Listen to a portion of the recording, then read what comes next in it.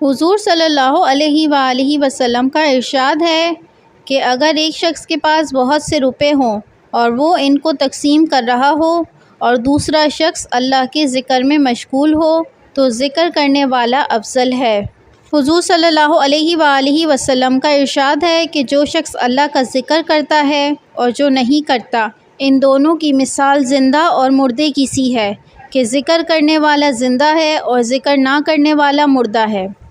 حضور اقدس صلی اللہ علیہ وآلہ وسلم کا ارشاد ہے کہ جنت میں جانے کے بعد اہل جنت کو دنیا کی کسی چیز کا بھی کلک افسوس نہیں ہوگا بجز اس گھڑی کے جو دنیا میں اللہ کے ذکر کے بغیر گزر گئی ہو۔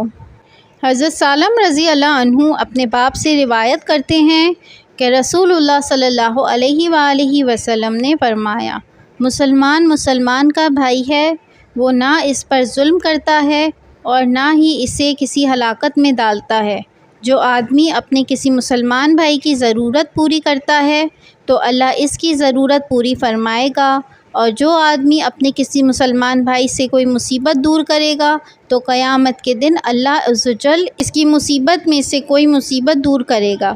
اور جو آدمی اپنے کسی مسلمان بھائی کی پردہ پوشی کرے گا تو اللہ قیامت کے دن اس کی پردہ پوشی فرمائے گا۔ حضور اقدس صلی اللہ علیہ وآلہ وسلم نے فرمایا، دین سراسر نصیحت ہے۔ صحابہ رضی اللہ عنہ نے عرض کیا، کس کے لیے؟ فرمایا،